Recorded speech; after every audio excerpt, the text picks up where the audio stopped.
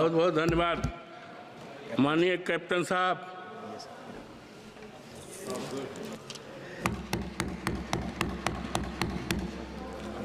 Thank you, respected Speaker. I also want to thank my party leadership for giving me an opportunity to speak on this very important subject. Thank you. Railways has been a very important part of India's economy. I would rather say one of the very important engines that drives India's economy. And it is also important for the common man, we say Aam Sadharan Indian, to meet that last mile of his goal, his dreams. But today we are seeing the railways is becoming out of reach for that poor man, the poor Indian. The railway fares has gone up. Today, there is an uncertainty. There is a fear in the common man when he travels in the train. Is there safety? What if there is an accident? In the last 10 years, we have seen the worst number of accidents that have happened, leading to huge loss of life, loss of property. Now, speaking about the budget, the allocation, what has been done for the railways. Now, we have this expenditure of railways, which is financed through internal resources, budgetary support, and extra budgetary resources. Revenue expenditure in 2024-25 has been projected as 2,75,700 crores, an increase of 7% over the revised estimate of 2023-24. How are we going to meet this target?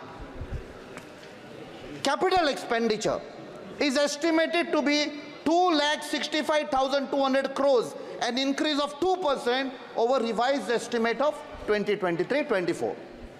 Speaker sir, 95% of this expenditure is estimated to be financed through budgetary allocation.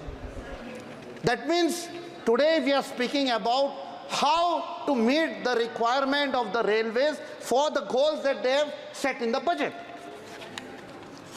Now, it's very important to know the internal revenue of the Indian Railways.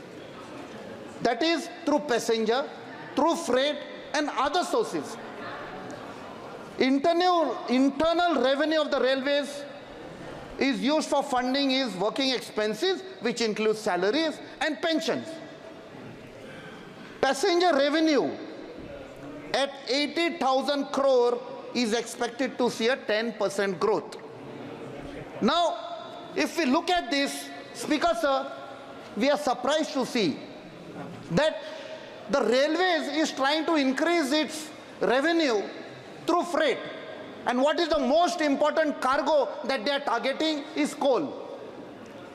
Now, coal is becoming the most important cargo for railways. We have to remember in September 2018, the Honorable Prime Minister Sri Narendra Modi was conferred the title of Champion of the Earth. What it meant? That he has taken a very important step for protecting the environment. Ironically, coal is detrimental to environment. So we are speaking in opposite languages. One side, the Pradhan Mantri is conferred a title as the Champion of the Earth, and in India, we are promoting the transportation of coal. Now, how this coal is detrimental, I want to give an example of my own state, Goa. Goa, or I would rather refer to my friends from Kerala. The people of Kerala say Kerala is God's own country. And the people in Goa say Goa is the favorite holiday destination of God. God resides in Goa. We are dependent on tourism. After 1961 liberation, the three main occupations were mining, agriculture and tourism. Because of some wrong policies, somehow agriculture is on the wane.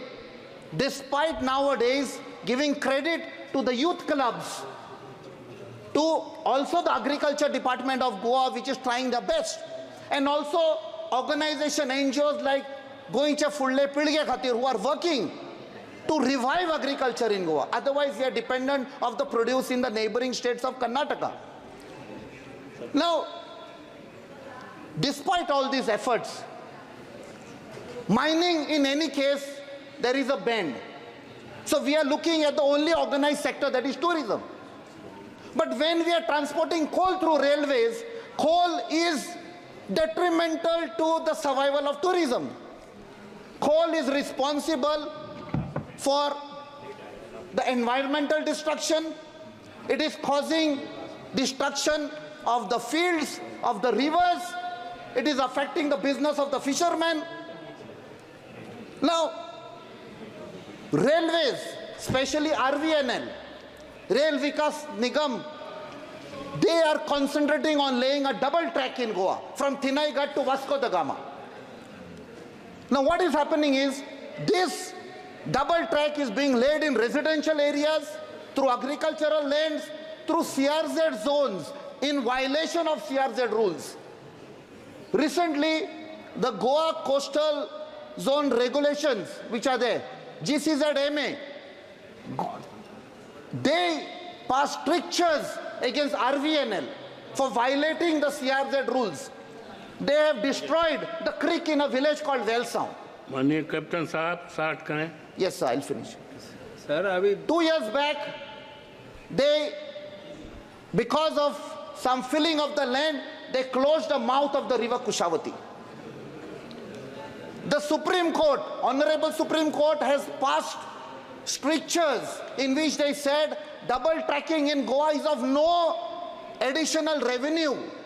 There is no logic in it because double tracking through Goa is going to destroy the wildlife sanctuary, national parks. It's totally detrimental to the environment.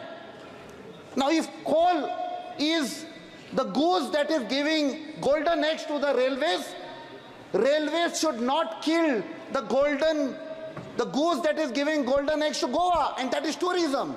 धन्यवाद. So I'll just finish. धन्यवाद. In Goa, we have beautiful temples, beautiful beaches, आपका beautiful समय churches. समय समाप्त. माननीय Sir, खत्म करें. 1 minute, I'll conclude, sir. We can increase the revenue by putting additional trains on Konkan railways. Give additional trains to Velankani, to Pandharpur, to Mathura, to all the religious places. And that is how we can generate revenue instead of killing and destroying the environment. And lastly, sir, the railways, a few months back, decided to get into taxi service. These are misplaced priorities. Are you going to drive a train or you're going to drive a taxi? Because the only business what unemployed youth in Goa are doing are driving taxis, becoming धन्यवाद. motorcycle pilots, and you are trying to get captain into साहब that business. धन्यवाद. Thank you, sir. Thanks. Thank you, sir.